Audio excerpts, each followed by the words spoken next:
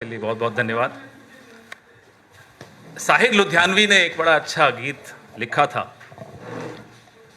जब भी जी चाहे नई दुनिया बसा लेते हैं लोग, एक चेहरे पे कई चेहरे लगा लेते हैं लोग। चुनाव आयोग कई कई चेहरे लगा रहा है, एक नाम चेहरे अनेक, एक चेहरा नाम अनेक, एक चेहरा एक नाम पते अनेक, वोट अनेक। 7 अगस्त को श्री राहुल गांधी ने, आप सब ने देखा, आप सब वहां थे, एक भारत की राजनीति में भूचाल उस दिन राहुल गांधी की प्रेस वार्ता से आया, जिसका असर सत्तारूढ़ दल को आज तक महसूस हो रहा है। 7 दिन 6 दिन तो ये सदमे में रहे, इन्हें समझ में ही नहीं आ रहा था करें क्या। फिर इन्होंने क्या किया, फिर इन्होंने अनुराग ठाकुर जी को कल प्रेस कॉन्फ्रेंस के लिए बुलाया, और अनुराग ठाकुर जी की प्रेस कॉन्फ्रेंस में जो खुलासे हुए, उससे चुनाव आयोग की भूमिका और संगीन हो गई है। ये हमारे जो साथी हैं अनुराग ठाकुर, गोली मारो, गोली मारते कहीं हैं, निशाना कहीं और होता है, लग कहीं और जाती है। निशाना था कांग्रेस पार्टी की तरफ, लगी चुनाव आयोग को जाकर, और चुनाव आयोग भी घबराया हुआ है कि ये एक और गोली बीजेपी से भी आ गई। 6 लोकसभा क्षेत्रों के आंकड़े भारतीय जनता पार्टी ने कल अपनी प्रेस वार्ता में जारी किए, लोकसभा चुनाव 2024 के आंकड़े। रायबरेली, अमेठी, गोल्डन हार्बर, कन्नौज, ऐसे 6 थे, और साबित करने की कोशिश की कि इन 6 के 6 लोकसभा क्षेत्रों में फर्जी वोटिंग हुई है, फर्जी वोटर हैं, वोटर लिस्ट गड़बड़ है। धन्यवाद अनुराग ठाकुर जी, पूरा देश आपको भी धन्यवाद दे रहा है। अचानक रुचि आ गई भारतीय जनता पार्टी की ये फेक वोटर लिस्ट में, अभी तक नहीं थी। अभी तक हम बोलते थे तो हमें तो नोटिस दे दिए जाते थे, ट्रोल कर दिया जाता था, आप लोग भी शाम को ट्रोल करते थे स्टूडियो में हमें, कोई बात नहीं। लेकिन अब अचानक बीजेपी को भी इंटरेस्ट आ गया, साहब fake voter list. Rahul Gandhi जब प्रेस वार्ता कर रहे थे 7 अगस्त को, लगभग 2:30 बजे प्रेस वार्ता चल रही थी, 2:30 बजे नोटिस आ गया चुनाव आयोग का, हलफनामा दीजिए। अनुराग ठाकुर को प्रेस कॉन्फ्रेंस करे हुए अब 24 घंटे होने वाले हैं थोड़ी देर में। बताइए नोटिस आया हो तो। नंबर 1, जो हम कह रहे थे एक विधानसभा क्षेत्र महादेवपुरा के लिए, उसके आंकड़े लाकर, उन आंकड़ों को लाने में हमें 6 महीने लगे, क्योंकि वो प्रिंटेड 7 फुट ऊंची ढेर आपको कागजों का दिखाया, सैकड़ों किलो वजन। एक विधानसभा क्षेत्र महादेवपुरा, 6 महीने लगे कांग्रेस पार्टी को, क्योंकि इलेक्ट्रॉनिक वोटर लिस्ट हमें नहीं दी गई। अनुराग ठाकुर बीजेपी के सांसद 6 लोकसभा क्षेत्रों का 6 दिन में सारे आंकड़े उनको मिल गए। बताइए कैसे मिले? हमारा सवाल है, हमारा सवाल चुनाव आयोग से भी है, हमारा सवाल बीजेपी से भी है। जब ये आंकड़े हैं आपके पास, जब इलेक्ट्रॉनिक वोटर लिस्ट है आपके पास, तो कांग्रेस को क्यों नहीं मिलती, विपक्ष को क्यों नहीं मिलती? अचानक कैसे मिल गई? हमें एक विधानसभा क्षेत्र के 50 बूथ के आंकड़े पढ़ के समझने में, पूरा आपके सामने प्रेजेंटेशन बनाने में 6 महीने लगे।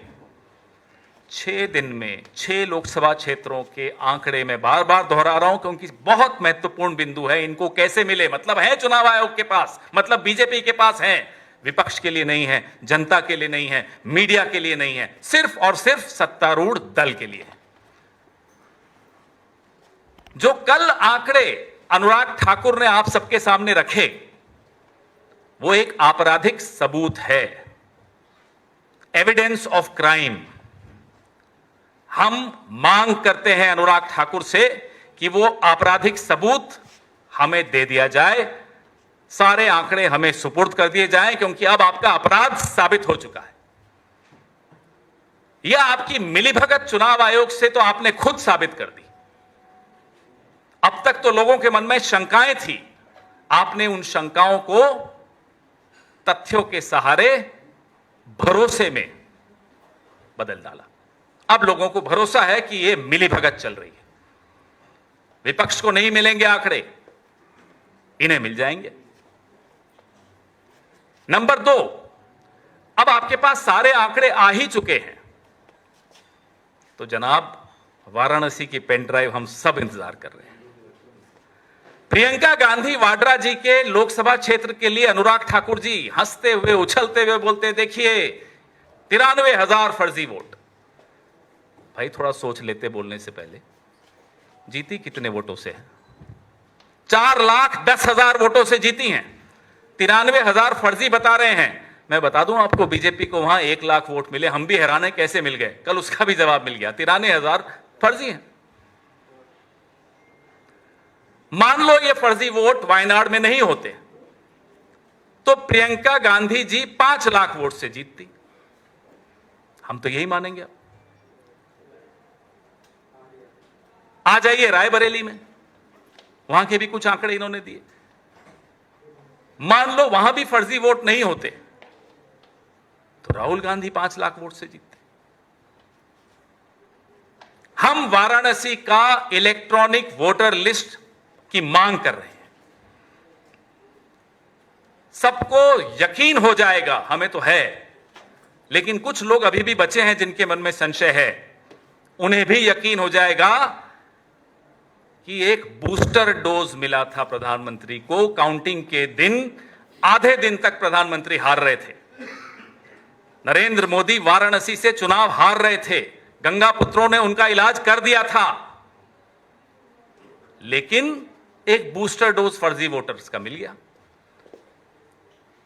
150 मिनट तक काउंटिंग का कुछ भरोसा नहीं मालूम पड़ रहा था, कहीं सब कोई आंकड़े नहीं आ रहे थे। अचानक वापस से आंकड़े शुरू हुए और प्रधानमंत्री जीत की ओर अग्रसर हो गए। 1 लाख वोटों से जीते। अगर ये आंकड़े हमारे पास आ जाते हैं, इलेक्ट्रॉनिक वोटर लिस्ट हमारे पास आ जाती है वाराणसी की, यह साबित हो जाएगा कि प्रधानमंत्री भी गद्दी को चुरा कर बैठे हैं। चोरी की कुर्सी है। वोट चुराया, चुनाव चुराया, कुर्सी चुराई, ये 3 चोरियां इस प्रधानमंत्री ने की हैं और कल ये अनुराग ठाकुर ने खुद साबित कर दिया। अब तक तो हम पर सवाल उठाए जाते थे, अरे साहब आपको तो संस्थाओं पर भरोसा नहीं है, राहुल गांधी तो संस्थाओं पर भरोसा नहीं करते।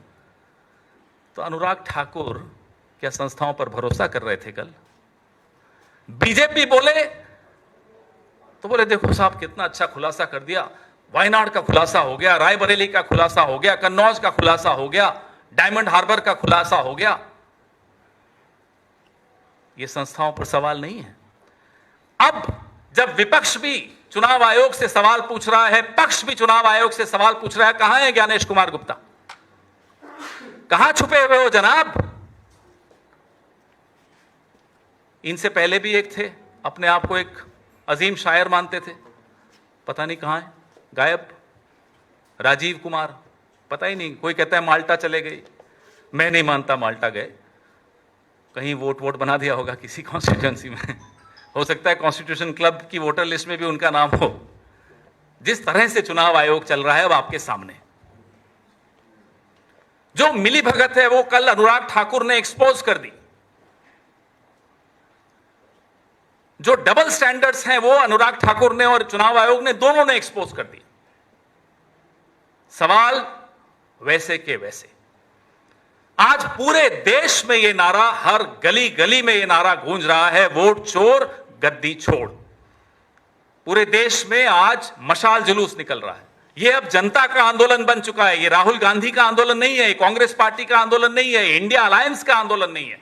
यह इस देश के एक एक वोटर का आंदोलन है। कल जो प्रेस वार्ता हुई उससे साबित हो गया कि पिछला लोकसभा चुनाव फर्जी वोट्स के आधार पर फर्जी वोटर लिस्ट के आधार पर हुआ था। तो क्या वो चुनाव फर्जी नहीं माना जाएगा? क्या उस चुनाव को रद्द नहीं घोषित कर देना चाहिए? ये हम कांग्रेस पार्टी मांग करती है। करिए उस चुनाव को रद्द. Nullify the Lok Sabha election which was fought on the basis of fake voters list as proved by the ruling party MP, Mr. Anurag Thakur. We took 6 months in collecting data for one assembly segment of Bangalore Central called Mahadevpura. 6 months because it was paper. Mr. Anurag Thakur got the electronic voter list of 6 Lok Sabha seats within 6 days. If this is not collusion, what is collusion? And we thank Anurag Thakur and the BJP for proving the point made by Mr. Rahul Gandhi that the elections in this country are fought on the basis of fake voters. We demand from the Election Commission, we demand from Anurag Thakur, because he has access to the electronic voters lists. We demand from Anurag Thakur, please make the data, the electronic voter list data of Varanasi public. We know that the Prime Minister does not deserve to be where he is. Based on fake voters, he barely managed to win the Lok Sabha seat of Varanasi in 2024. हमें मालूम है जवाब नहीं आएंगे यहां से, हमें मालूम है इनका मुंह बंद हो चुका है, लेकिन ये जो आपराधिक सबूत कल ये देकर चले गए, गलती से दिया, जानबूझकर दिया, क्योंकि ऊपर भी आजकल बड़ा झगड़ा आपस में चल रहा है. वो आपको लगता है सिर्फ कॉन्स्टिट्यूशन क्लब के चुनाव में, ऐसा नहीं है. बीजेपी अपना अध्यक्ष नहीं बना पा रही. नड्डा जी रोज सुबह से शाम तक 24 घंटे, मोदी जी तो 18 घंटे जागते हैं, नड्डा जी 24 घंटे जागते हैं, टीवी देखते रहते हैं, खबर आएगी कि उन्हें एक्सटेंशन मिली या उनका कोई, उनकी जगह पर कोई और आ गया, क्योंकि उनको तो बेचारों को टीवी से ही मालूम पड़ता है.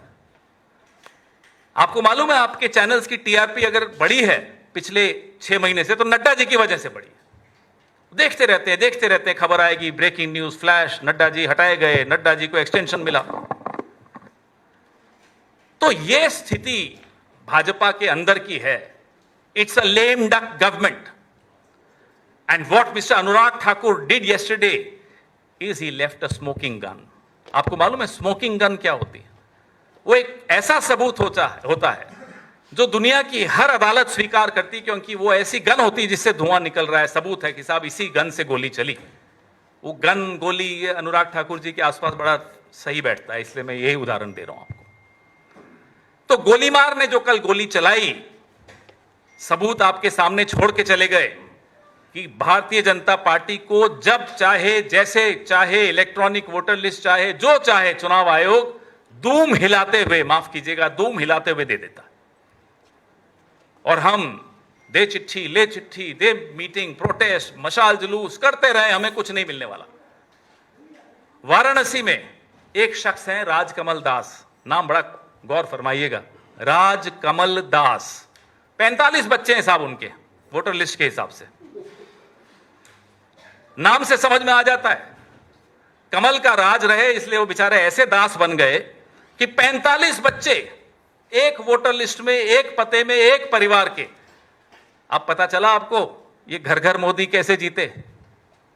ये क्या है हर हर मोदी, ऐसे बने. हैरान मत होइए कि आज पूरी दुनिया में नरेंद्र मोदी जी का सम्मान क्यों खत्म हो गया. ये कारण है, सब समझ गए कि ये फर्जी चुनाव से जीते हुए फर्जी सरकार है, और अब इनके अपने सांसद ने यह साबित कर दिया कि ये फर्जीवाड़े से ही चुनाव जीते जाते हैं. आपके सवाल. हाँ, बोलिए. Sir, you are demanding that Lok Sabha should be nullified, but is the Congress party ready to resign? All the member of parliaments will also resign from their position, and do you think that once the Lok Sabha is nullified, where is the need for resignations?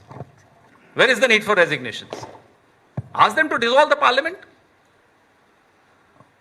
Everything you want the Congress to do first. We expose the fraud, you don't support us. When Anurag Thakur also exposes the fraud, you suddenly ask us to resign. Why? Very interesting. So we did support you. But sir, a second question, what you have mentioned about the Varanasi seat. Now a fact check has been done, and that particular address which you are mentioning, that is basically a mud. And all the saints who are being present there, they are saying that we have mentioned the name of our Guru as the father's name, and that. No, whatever you say, it's not just one example. There are hundreds of examples. And then they keep coming back with clarifications. Fact of the matter is, Mr. Anurag Thakur has exposed that the voters list in this country, he has exposed 6 Lok Sabha seats. We could only afford to expose 1 Vidhan Sabha of 1 Lok Sabha because we didn't have access to the electronic voter list. Mister Anurag, चलिए हमारी मत मानिए, अनुराग ठाकुर की तो आप हमेशा मानते थे, आज भी मान लीजिए ना कि फर्जी वोटर लिस्ट से काम हुआ है पूरा.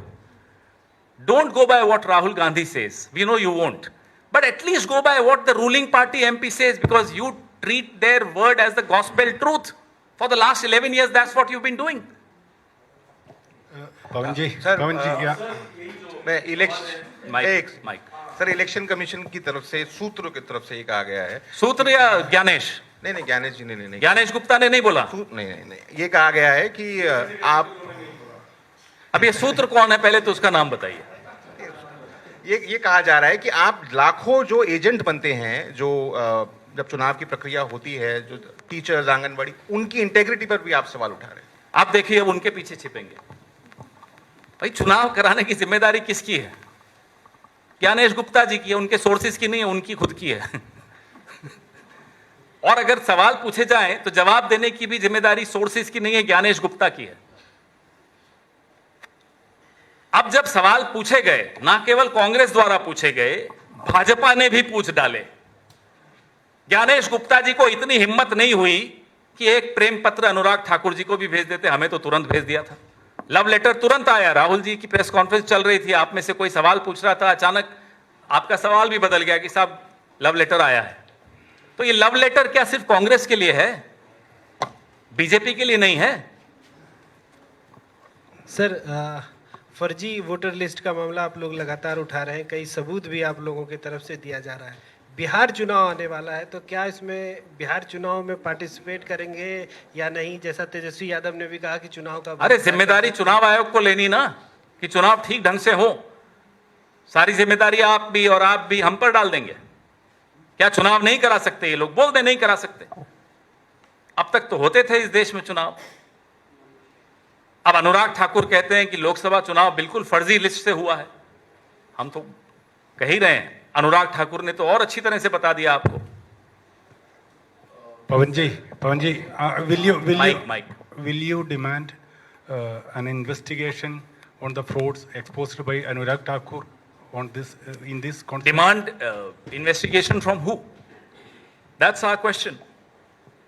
We accuse the BJP of stealing an election. We accuse the Election Commission of India for facilitating the robbery.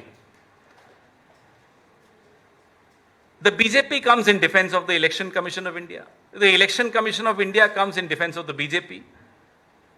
Both are colluding. Both are partners in crime. One of them left an evidence of crime yesterday. Who will investigate?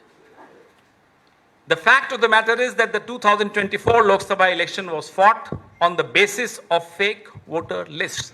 The fact of the matter is that the election of 2024, general election, therefore becomes suspect, therefore becomes nullified. Sir, just on the day of Rahul Gandhi's presser, you mentioned that how she shared a notice with him. And 2 days later, it asked Rahul Gandhi to share the evidence or apologize to nation. So, what's your demand as Anurag Thakur has once again... Evidence that we have was given to us by the Election Commission of India in a paper form, not machine readable, not electronic.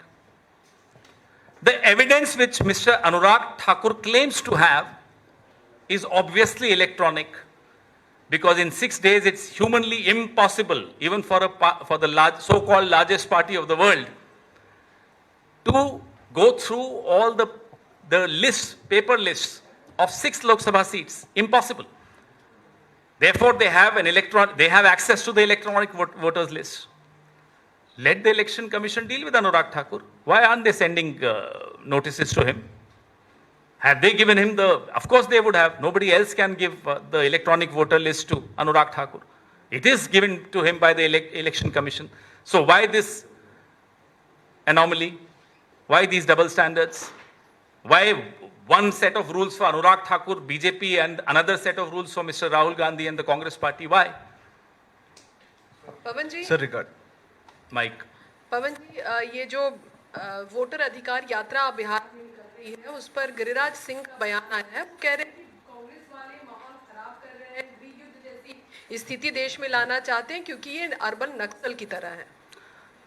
कल अनुराग ठाकुर ने कुछ सबूत रखे, गिरिराज जी ने शायद नहीं देखे होंगे या आपस में नहीं बनती होगी, तो मुझे नहीं मालूम।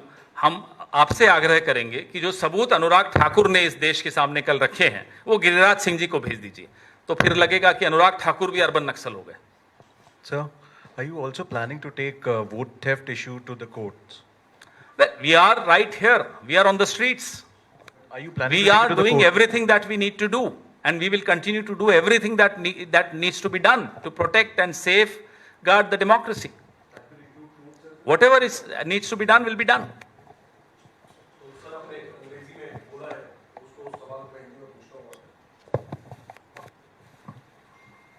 अंग्रेजी में हालांकि आपने बोला है, मैं हिंदी में भी पूछना चाहता हूं कि आप लोग मांग कर रहे हैं कि लोकसभा चुनाव को रद्द किया जाए, तो हम क्या सवाल पूछ रहे हैं, क्या लोकसभा चुनाव को रद्द नहीं करना चाहिए? आप बताइए, जब आपके अपने सांसद 6 सीटों का आंकड़ा आपके सामने रख रहे हैं। तो क्या पहल करते हुए कांग्रेस के जो सांसद हैं, क्या वो इसकी पहल करेंगे? आप इस्तीफा संसद देकर? को भंग कर दीजिए ना, हर चीज कांग्रेस से ही मांगोगे। आजादी का आंदोलन कौन लड़ेगा? कांग्रेस लड़ेगी, ये लोग करेंगे मुखबिरी। वोट चुराएंगे ये लोग, इस्तीफा दे कांग्रेस। क्यों भाई? चोरी आपकी पकड़ी जाए, सजा हमें दोगे, क्यों? जिसकी चोरी पकड़ी जाएगी सजा उसी को मिलनी चाहिए ना। चोरी ना केवल पकड़ी गई हमारे द्वारा, अनुराग ठाकुर ने खुद अपने आप को चोर घोषित कर दिया और चुनाव आयोग को अपना साझेदार घोषित कर दिया। इसके अलावा सर एक सवाल और, कल बल्कि एक गंभीर आरोप बीजेपी की तरफ से लगाया गया था सोनिया गांधी जी को लेकर कि जब वो नागरिक भी नहीं थी भारत की, तब उनका नाम वोटर लिस्ट में 1980 में जोड़ दिया गया था। इसको लेकर जो सवाल उठाए गए, 1 जनवरी 1980 को सरकार किसकी थी? ये देखो ना, खुद ही ये लोग आत्मघाती दस्ता बने हुए हैं। सर एक सेकंड, 1 जनवरी 1980 को किसकी सरकार थी? चलिए कटघरे में खड़ा करिए जनता पार्टी की सरकार को। कमाल की बात है साहब, आज के सवाल हैं उसका जवाब देते नहीं बनता। 45 साल पुराना एक कागज लेकर आए, वो भी उनकी सरकार के दौरान का कागज, और खुद फिर से कटघरे में जाकर खड़े हो गए। ये सरकार अब कटघरे में ही रहेगी अगले 6-8 महीने, जब तक ये जिंदा है। सर आज फिर चुनाव आयोग ये कह रहा है कि आप लोग के पास अगर सबूत है तो आप लोग क्यों नहीं शपथ पत्र? अनुराग ठाकुर को क्यों नहीं बोल रहे? और दूसरी बड़ी बात, पहले इसका जवाब सुन लीजिए, दूसरी बात बाद में। जो आपने बोला, ये सोर्सेज बोल रहे हैं या ज्ञानेश गुप्ता बोल रहे हैं? ईसीआई की तरफ से आया है। ईसीआई की तरफ मतलब क्या होता है? साइंड है या हिरेन जोशी के व्हाट्सएप फॉरवर्ड है? बताइए ना क्या है, किसका व्हाट्सएप है, जरा बताइए तो। सोर्स बेसिस नहीं, सोर्स क्या होता है? कौन है सोर्स? अब सोर्सेज से तो मैं और 10 चीजें कह दूंगा, आप छापेंगे। कौन है सोर्स बताइए तो। हिरेन जोशी है, ज्ञानेश गुप्ता है, वो अजीम शायर है, कौन है वो राजीव कुमार, कौन है? सर ये भी अरे ये क्या मतलब है साहब? सोर्स ने कह दिया कि राहुल गांधी पर आरोप लगा दिया, सोर्स कौन है? Who is this ECI source? हिम्मत नहीं है सामने आने की। हिम्मत इसलिए नहीं है कि सोर्स सिर्फ राहुल गांधी के लिए जवाब देता है, अनुराग ठाकुर पर नहीं सवाल खड़े करता। क्यों डरते हो अनुराग ठाकुर से? उसमें ये भी कहा गया सर कि वोट चोरी का जो आप नारा दे रहे हैं उसमें आप करोड़ों मतदाताओं को भी गाली दे रहे हैं। हम किसी को नहीं गाली दे रहे, जो चोर है उसको मालूम है, उसी को गाली पड़ रही, इसीलिए वो सोर्सेज के माध्यम से आपको जवाब दे रहा है। 2 चोर हैं, एक ने कल प्रेस वार्ता कर दी थी, गोली चलाई हम पर, लगी चुनाव आयोग को। तभी तो कैबिनेट से बाहर कर दिए गए, गोली भी नहीं चलानी आती।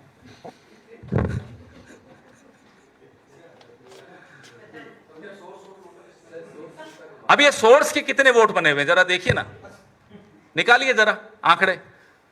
ये सोर्स है, ये सारा वोट, ये नॉन बायोलॉजिकल वोटर हैं, नॉन बायोलॉजिकल प्रधानमंत्री के नॉन बायोलॉजिकल वोटर। आप हंस रहे हैं,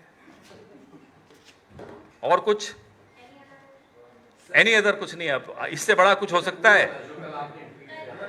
क्या चीज? पुणे वाले से, पुणे डेफेमेशन केस। मुद्दा आज चुनाव का है, वो तो हो गया कल ही खत्म। ये मुद्दा तो शुरू हुआ है, इस पर आप क्यों बचाना चाह रहे हो?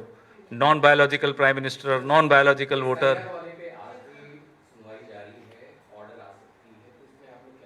आने दो ऑर्डर, फिर बात करेंगे, जल्दी में क्यों। हम सोर्सेज से नहीं करेंगे, हम खुद सामने बैठकर करेंगे। धन्यवाद।